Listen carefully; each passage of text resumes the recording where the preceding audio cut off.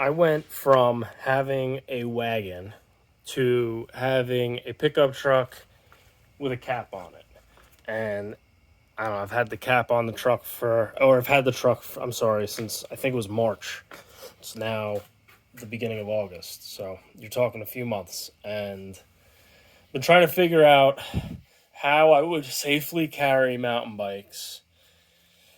And everything that I thought of was like a ridiculous expense. I was gonna have to cut a hole in my bed liner because it's a plastic liner, and I didn't want to do that. I didn't want to weld anything to the bed. I was thinking about getting like a fork mount welded to the bed, and then it occurred to me that I had this scrap 2x12 laying around, and I was looking at this bed liner better, and I saw this cutout here with this notch here.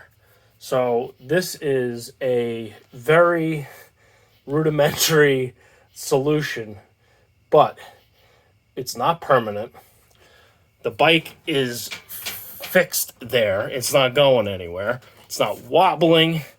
And I could probably fit my bike. This is a Trek, so it has the knock block, so I can't turn the handlebars all the way. But I believe that if I were able to turn the handlebars all the way, I could even mount what I bought, which is this fork mount, which is $20 on Amazon. I'll put a link in the description. I bought two of them.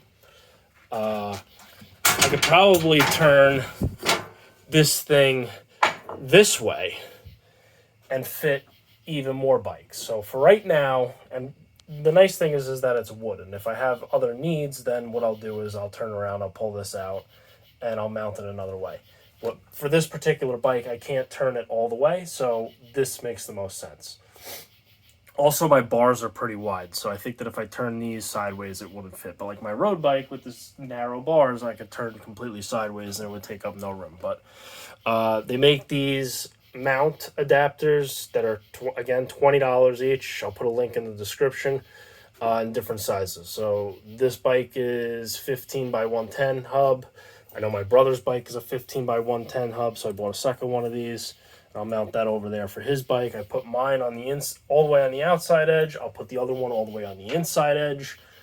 And yeah, I might, even with his, what I might do is I might try mounting it this way and see how it works, if it will work. But there's obviously tons of room. I can get my toolbox, I can put it in here.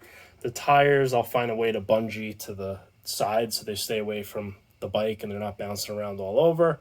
I don't think I have to. I have these rubber things in the bed, so I don't think I have to even worry about this thing swinging around. But I'll put like a tie strap to the front hooks just to keep the front, or a ratchet strap or a bungee or something to the front hooks just to keep them in place.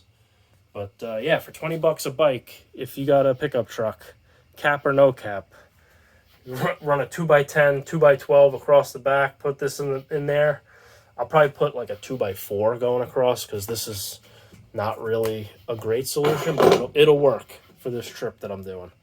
But $20 a bike, you got a rack, and they're not thrown about in the bed of the truck, taking up the entire bed, rolling around, scraping up your nice bike. And mounts will be in the link in the description below. They have all different sizes, all different spacing. They got through axle, quick release, all of it. Every option you can need, they have. Yeah, I figured I'd share because it took me a while to come to this conclusion, and I'm glad that I did.